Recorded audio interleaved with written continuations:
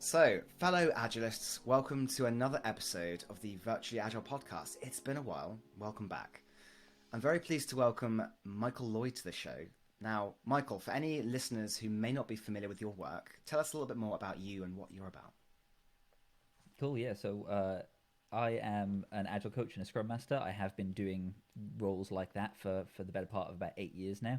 Um, like a lot of people, I found that when I started in that role, I wasn't very good at it. It took me a long time to figure out what it actually means to be an effective coach and scrum master. And so recently, I've been kind of trying to solve that problem in whatever way I can. So I've been very active on LinkedIn and the Agile community and just trying to give people tools, tips that go beyond just like frameworks and give them concrete actions, things that they can use to hopefully just be a bit more effective. So one of those things that I've created recently is dysfunction mapping, which is what I'm talking a lot about lately. But really, I'm just all about supporting Scrum Masters to be better at being Scrum Masters. Perfect. Very much resonates with me and what I'm about, and I have seen a lot of your content on LinkedIn. It's the reason that you and I are connected, and probably the reason that we're speaking on the show today. Now, what interests me about your LinkedIn persona, shall we call it? You describe yourself as a bit of a thought provoker and someone who's got a bit of a no nonsense approach when you share your content about Agile. Where does that stem from? So it's actually quite a deliberate approach, and so interestingly, a lot of people that I've had talks on podcasts with, they note that I'm quite different than they expect in the real world because I'm quite a like nice, non-confrontational, agreeable person. Is just like the way I do things.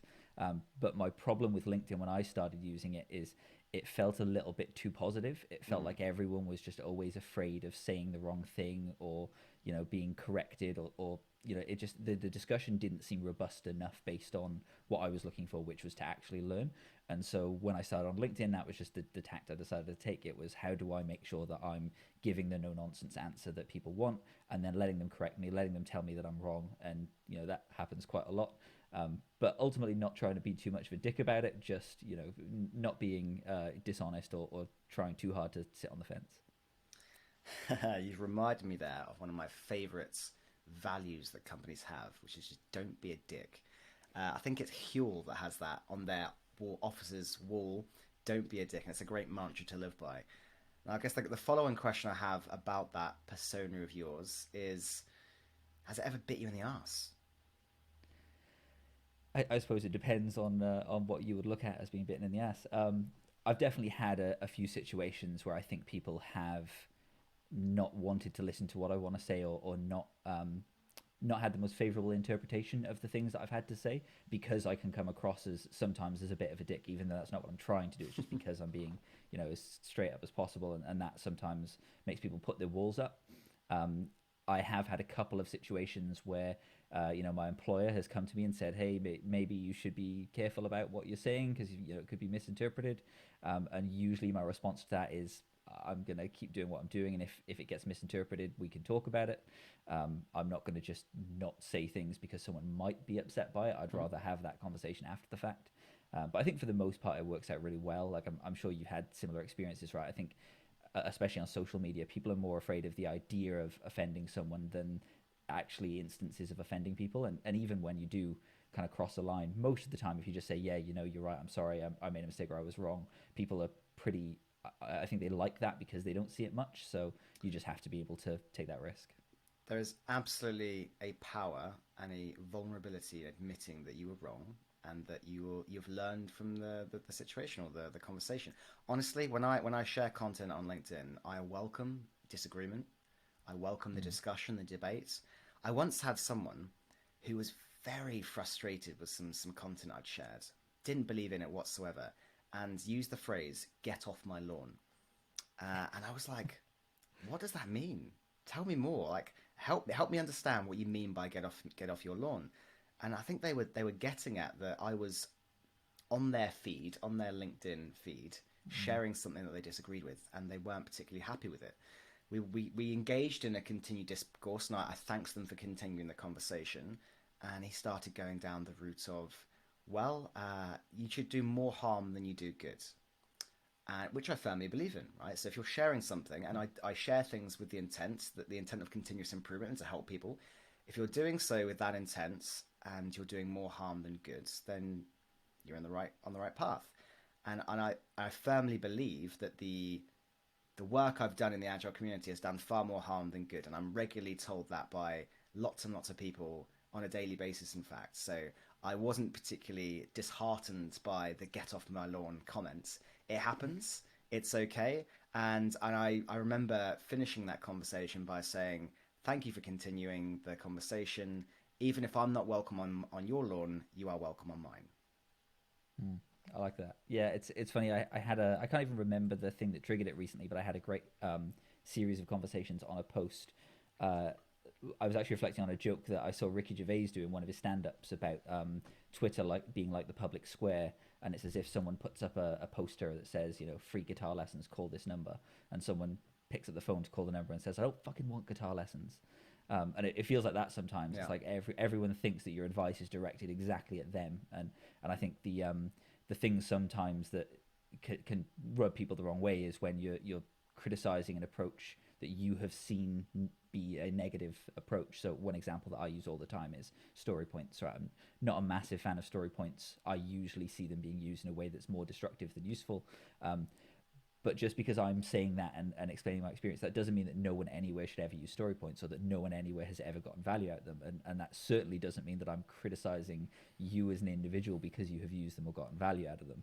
But it's a lot easier to just say, I don't like story points because I've seen this happen, than it is to do that fence-y thing of saying, well, sometimes they're good and sometimes they're bad. Because then, cool, if you've got that alternate experience, if you've seen the thing that's different, now you can tell me about it, right? That's the interesting discussion rather than just that middle ground. So. Yeah, and I guess it draws on your point earlier, right? Is that LinkedIn, social media in general, can be a bit of a haven of toxic positivity sometimes. Like everything's always, oh, we've transformed this success, this. And the problem with that is we don't hear about the negative side, the failures. And those failures are dirty words. They're stigmatized, not destigmatized. And that's actually something I actively try to promote regularly. I will share failures of mine on LinkedIn widely. Like a recent one of mine, and I shared my biggest, most unprofessional failure, probably of all time, was that I was on a work call on Teams. I was working with a client, and I happened to be voice noting a partner of mine discussing things we might be doing together that evening, very sexually explicit things. And I sent this voice note, and then I looked up. Well, actually, no, I heard "What was that, Chris?" realizing I wasn't on mute. And I kid you not, Michael, my soul left my body. I thought, fuck, what have I done? What have I done? Most unprofessional thing I've ever done. I apologized profusely. I said, let's move on, shall we? But the problem, not the problem, but the great thing was that I didn't lose my job. I'm human. I make mistakes. It happens. I won't bloody do that again. But it happens. And yeah, there's nothing wrong with talking about the bad side of things every now and then. Again, if you've got it with the right intent, that's how can we help others improve and learn from what we've done. Yeah, and I think the thing that's interesting about social media nowadays as well is it has given a lot of power to people to have conversations that they wouldn't normally be able to have, because it's like somewhere between the safe personal environment and the really potentially strict corporate environment, you know. And so it's why it's been interesting to watch, as I think LinkedIn in particular has gotten a bit more casual over the years. I don't know if you've seen that same pattern, but it feels like it's become more social media than work media. And it's nice for me, I think, because people need that spot where they can talk about their work stuff but not have to worry about being fired for saying the wrong thing. And I think it's nice that this kind of whole new conversation has opened up that doesn't rely on either trusting people that could potentially fire you to not judge you too harshly, but not just bottling it all up and never talking about it. Well, equally, by being, I guess, more casual, relaxed, and showing your human side, it's reflecting that that's what we are. We're humans. We're not just corporate drones. I actively try and share content that isn't super professional all the time. I was asked recently when I was delivering a training course at the pub with a few pints with this cohort, and someone asked me, "Hey, does your aesthetic and your look, does it ever stop you getting clients?"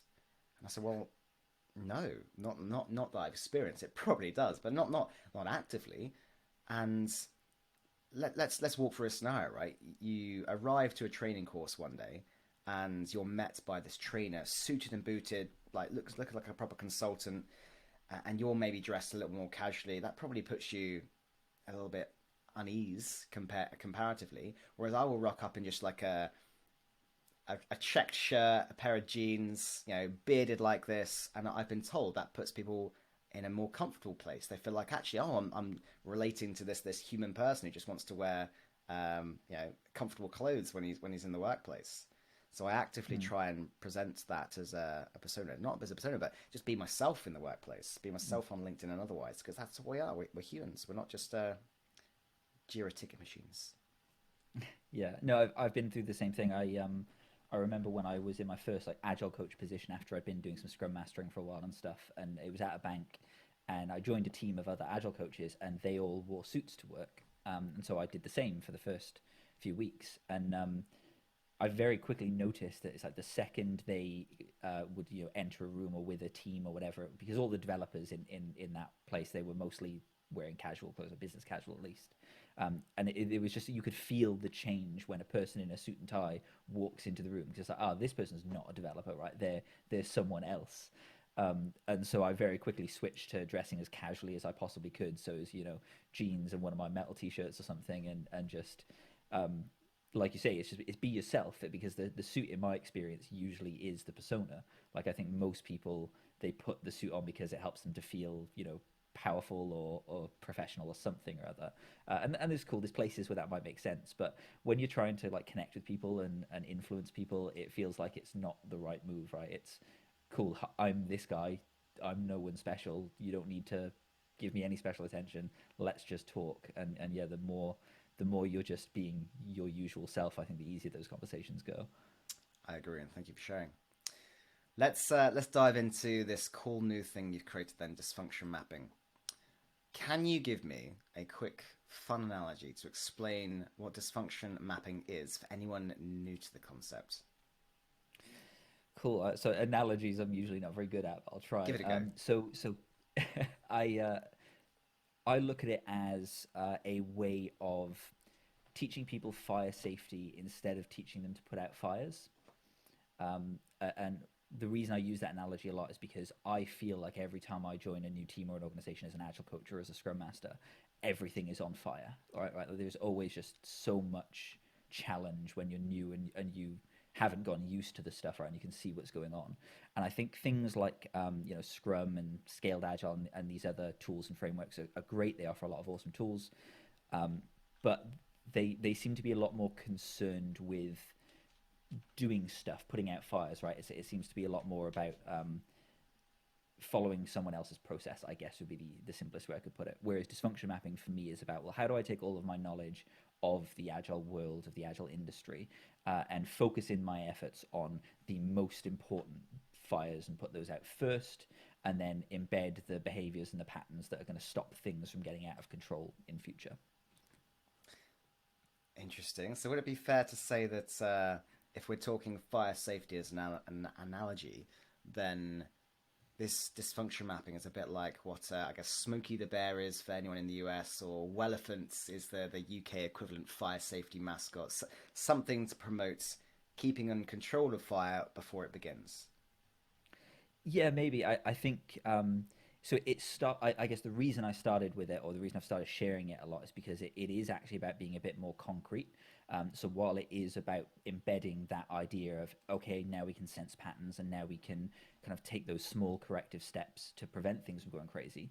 The main place I think it has value for a lot of scrum masters and agile coaches is when they're new and there's just so much stuff, and rather than just teaching them a bunch of frameworks, it gives them a way to come up with what I call hypothesis based solutions, right? So I think if I do some stuff, then we'll get some outcome over here. So yes, it is about kind of putting that mindset in place, but in my experience, the mindset part is what a lot of people talk about. It's the concrete action part that I feel is often missed when we're training people and upskilling them. And so that's the part I'm really trying to add on, is how do you actually figure out what to do and have some confidence that you're going to have a positive impact. So where are you with that side of things on the turning that dysfunction map into concrete actions? What would someone do? A scrum master, an agile coach has captured their map. They've worked with the team. They've understood the current dysfunctions. What next? Yeah, so it's all about testing hypotheses, right? So the way I describe it is empiricism is not just about the work itself. Empiricism is about the way we approach the work. And so if you have observed a bunch of problems in an organization or in a team, you can see that it's creating a bunch of pain or discomfort for the people involved. You should be able to go through this process and come up with one of these hypotheses, right? I think that if I take this teaching action or this coaching action, then we'll see some positive improvements. And this is how we'll measure it. This is how we'll know that it's had a positive effect, usually measured by the symptoms that we previously observed having gone away.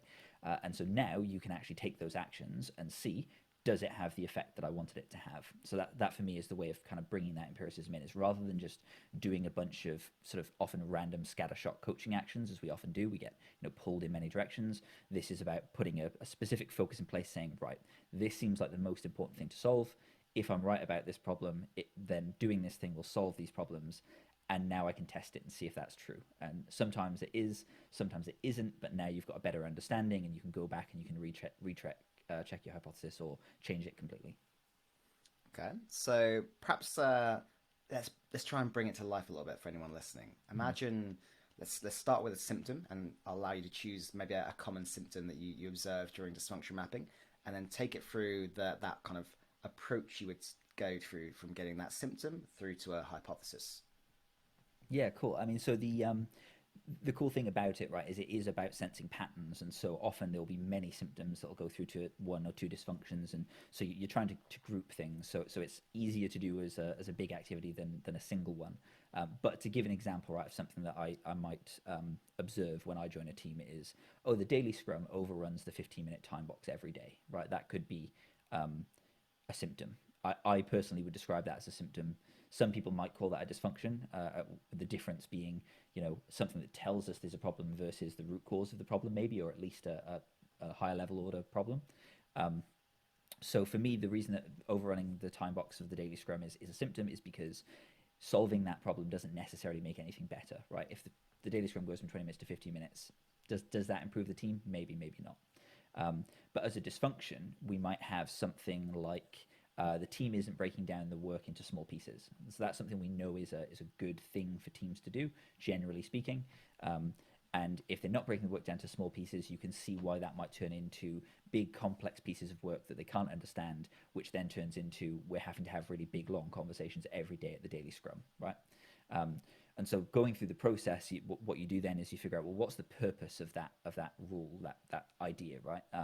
So the thing I always say in the training is I'll only ask you to just take my word for one thing. Everything else you can challenge me on, but take my word on one thing, and that's that effective coaching comes from helping people to understand purpose, not just telling them what to do, right? And so part of this process is me figuring out, do I understand the purpose? So why do we break work down into small pieces? So I come up with a purpose statement, and that could be anything.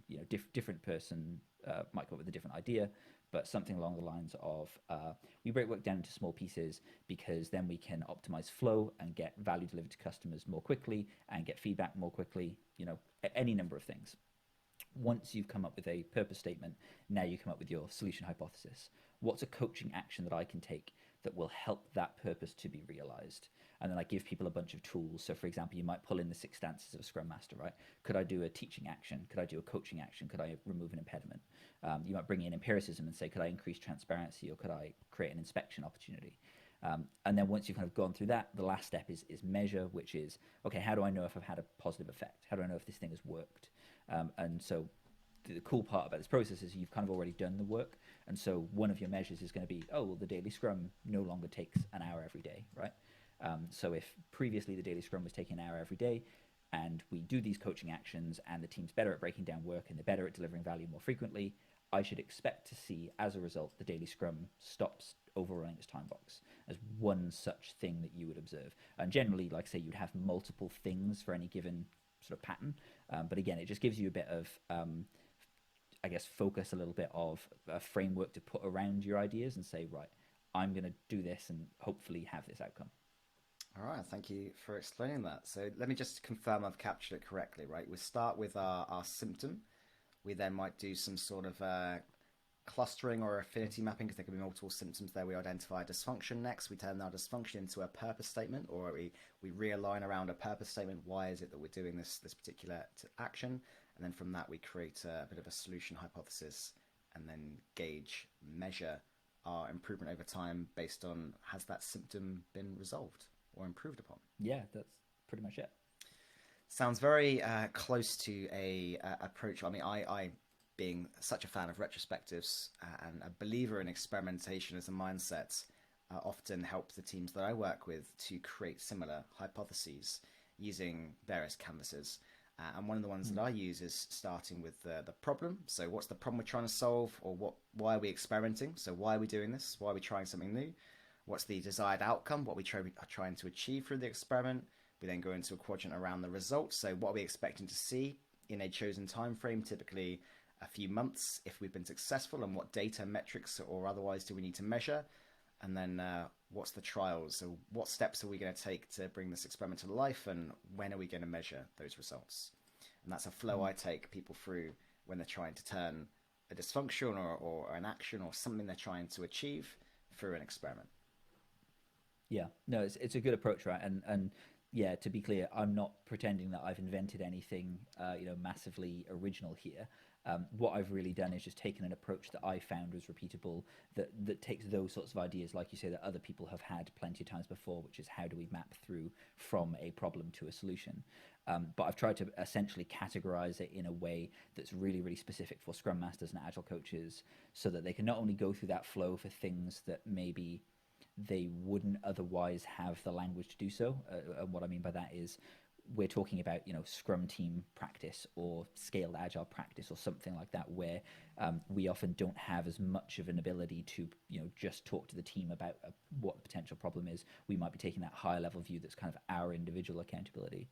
But then the second thing is to make sure that for each of those steps, again, because I'm trying to kind of upskill Scrum Masters, it's about giving them specific ways of figuring that stuff out. So it's not just, while that tool that I've just laid out is essentially just some columns on a board, the training content and the stuff that I'm trying to provide people is about, well, cool, for each of these columns, here's some specific things you can think about or conversations you can have to kind of get that ideation going.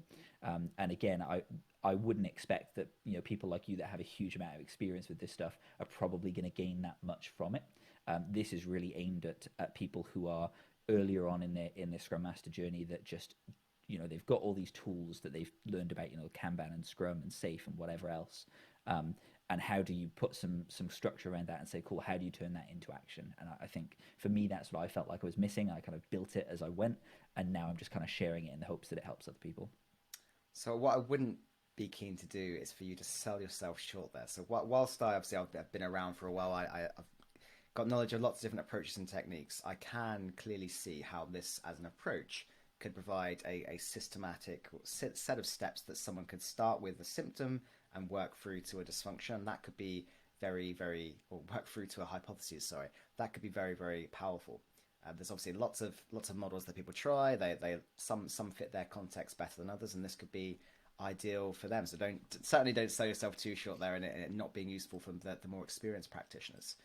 I guess what I'm intrigued about is how this could scale.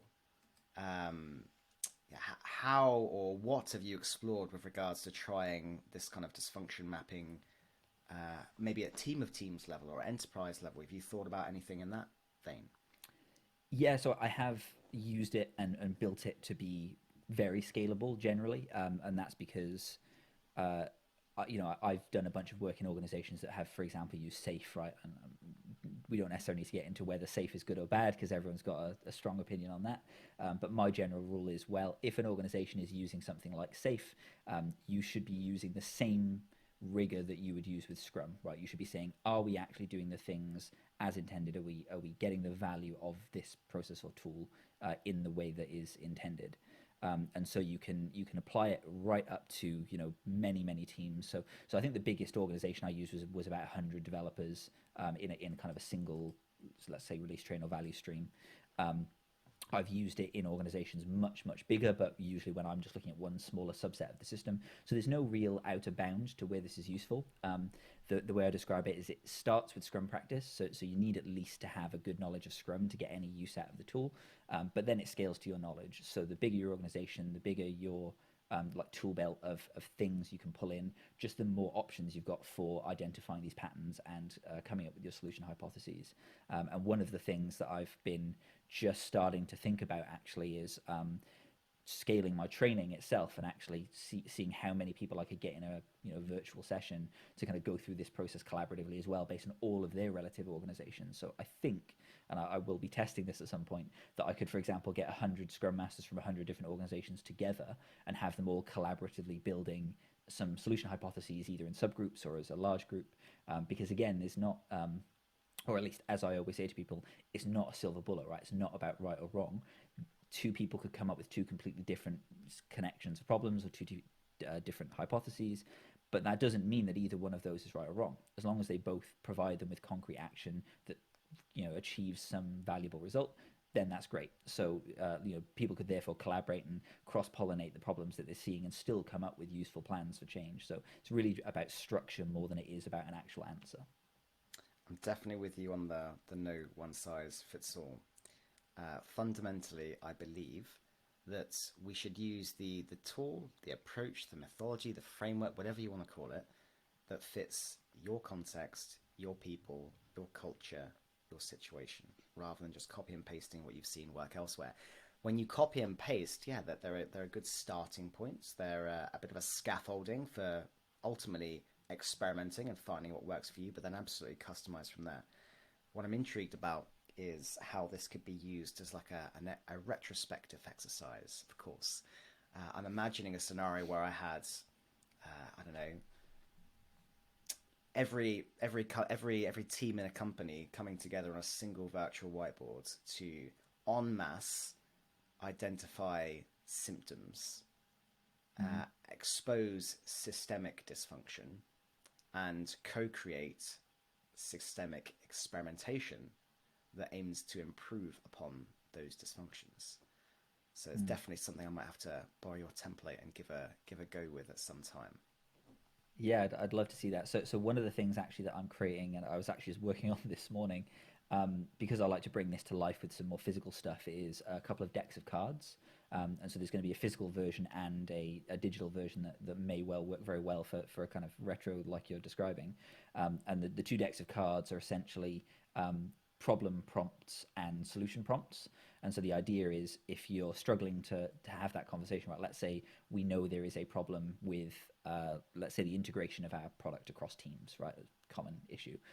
You might draw some problem cards that say, what are some things that we do that make us feel uncomfortable?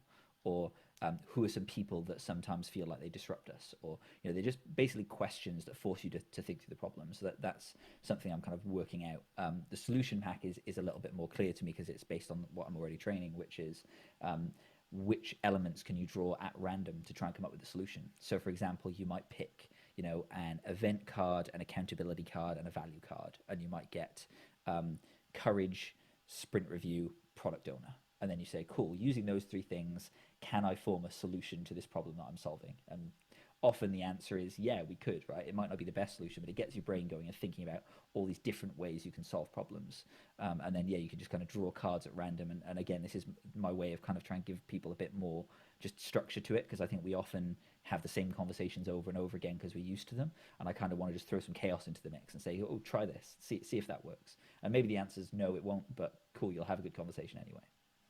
I love that. It's a technique that I often use with when I run workshops or training or facilitating a retro or otherwise, where you just kind of remix a little bit the original ideas by just providing different ways of asking questions. So different prompts, a random selection of attributes or cards. An example I often give is that if you were saying, hey, sad, mad, glad, the most boring retro format in the world, you could take the emotions wheel, if anyone's familiar with that, the emotions wheel. It's got all of the different ranges of emotions. It goes far deeper into the human experience than just sad, mad, glad. And you could say, right, pick on a random wheel generator. You're going to have one that's kind of representing a happy kind of emotion, one that's representing a sad kind of emotion, and one that's representing something else. and just combine those three things and use those as ways of prompting questions. And it's just that combination of different things gets people thinking differently, new ideas, new solutions come about to solve problems. Now, I've got a game. Let's try something. I'm keen to see if you're up for this and how it will go. I call this dysfunction speed dating. Okay. What's going to happen is I'm going to give you a common team dysfunction, and I'd like you to see if you can come up with a quick, playful intervention or improvement idea, maybe a mini hypothesis for how you could solve that dysfunction. Yeah, Are you ready to give that a go? Yeah. All right. Okay. Number 1, failing to inspect and adapt. Failing to inspect and adapt. So I guess it's a bit of a general one, right? So in the real world, the first thing I would want to do is observe and get some concrete examples of where that's causing a problem, and those are the symptoms that I'd be wanting to hook this on. So I would think that some of the things I might see are retrospective items that are coming up over and over again with no change, or customer feedback that's repeating itself in sprint reviews, right? Those are some of the symptoms I might expect to see that might lead me to a dysfunction of the team is not inspecting and adapting. So then I would think about, well, okay, what's the purpose? Why do we inspect and adapt? Well, it's because we're dealing with complex products and situations, and so we can't know what good looks like until we've gotten feedback. And because the actual thing that we want to build maybe is unclear, and so we need to make sure that we are testing our assumptions before we move on. So then I might come up with my solution hypothesis, which is, well, okay, how do I help people understand that solution? Let's pull the teacher card. Maybe I will literally just run a session on inspection and adaptation and why it's valuable, maybe with a bit of a Scrum 101 flavor and why they're in there as the pillars of Scrum and how the different Scrum events support it. And then as a result, I would expect my measure to be some of those symptoms that I saw. So, we would stop seeing repeat retro items and we would stop seeing repeat customer feedback because now the team understands the value and purpose of inspecting and adapting. So that's super fast version, but obviously a lot more to it when you get into the detail. Awesome. Nicely done. Let's try another one then. Number 2, people don't speak up in meetings. Ooh, people don't speak up in meetings. That's a good one. So, I suppose that one probably would be a symptom I would see, and I would expect that a dysfunction might be, let's say psychological safety is one I would pull from that, right? So maybe it's because they don't feel that it's safe to speak up. They don't feel like they're not going to be punished for saying what they think, that kind of a thing. Again, one of many potential reasons that could be the case. So as a purpose, well, the reason we want psychological safety is because these are awesome people that are really creative and intelligent, and they're never going to be able to contribute their all if they don't feel safe to say what they need. Cool. So how do I help people to understand that? Well, let's use impediment remover, and I'm going to think about external stakeholders for this one. So is there firstly, is there a person or a stakeholder or someone who in the past has made people feel like they were not doing the right thing by speaking up or talking? And then I might take on, say, the mentor stance and help them understand why behavior change might be useful. Or alternatively, it could be going out of the way to find stakeholders that could reward people for being open and honest, and maybe even demonstrate their own mistakes and failings, like we talked about earlier, right? Saying what they've done that has caused problems to show that that's an okay thing to do.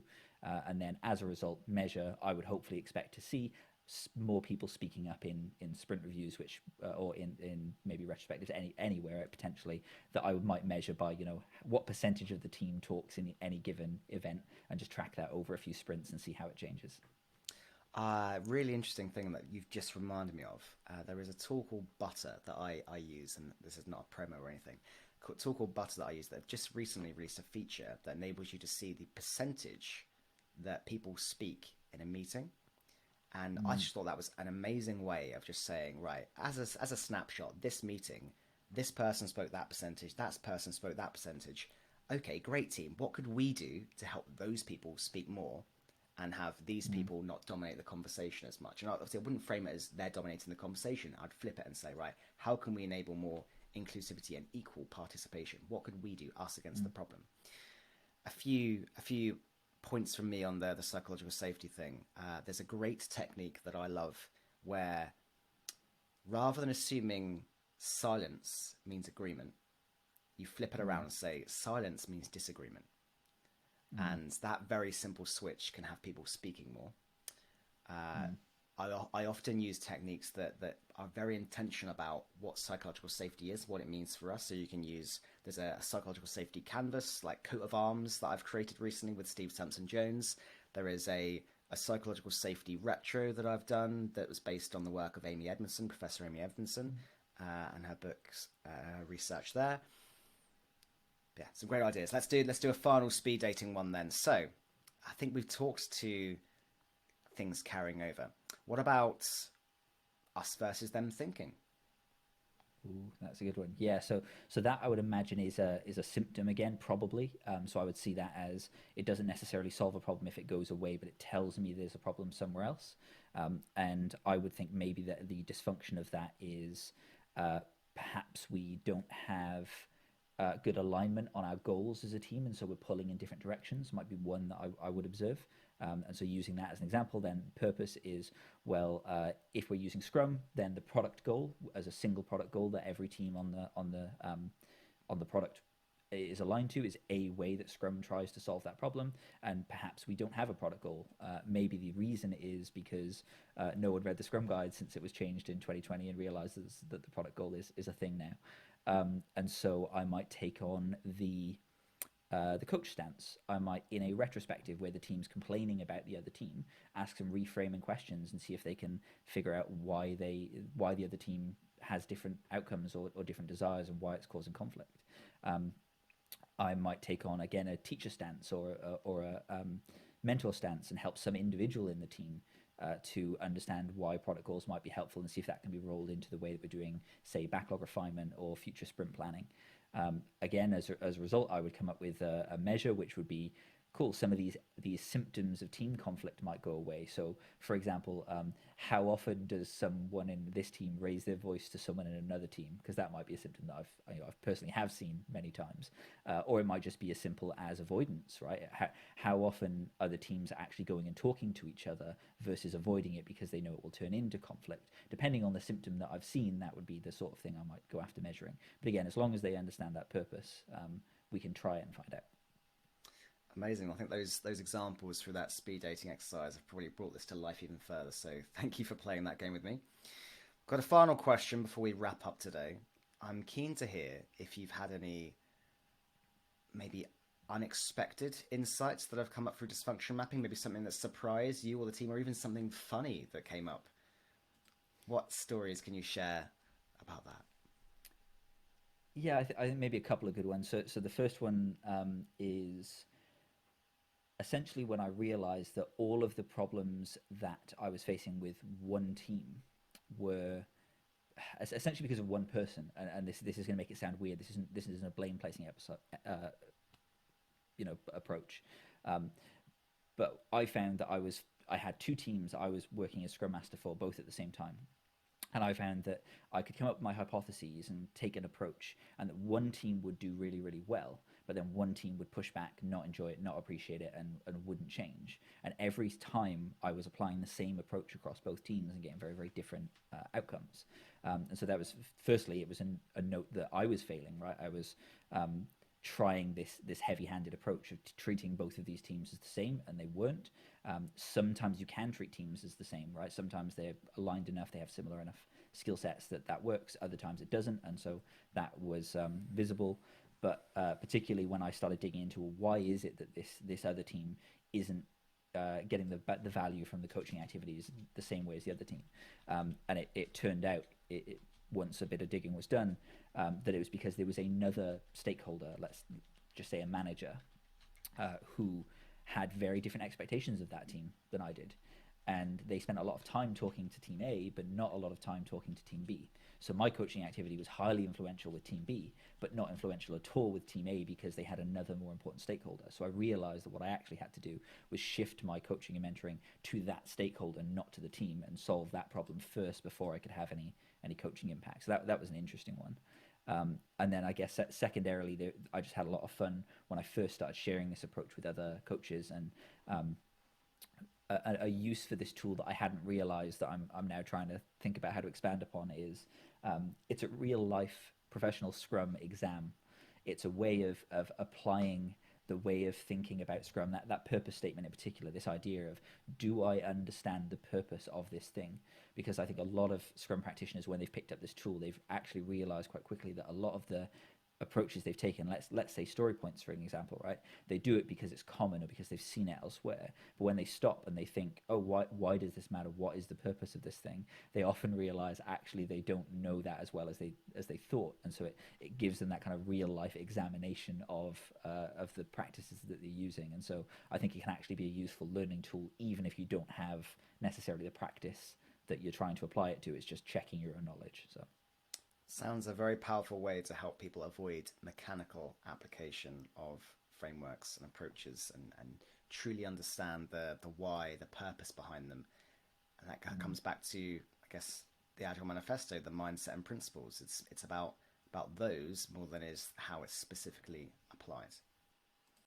Now, it's time to finish up the show. Now, I'd love to hear from you a little bit further, Michael. Is there anything else you want to share with our listeners? Where can they learn more about you? yeah, cool. So, like I say, at the moment, my main focus is dysfunction mapping, but LinkedIn is where I do all of my just general thinking, teaching, helping, that kind of thing. So follow me there. I do have a dysfunction mapping template on the Mirrorverse. So if you want to give it a go, grab that, try it.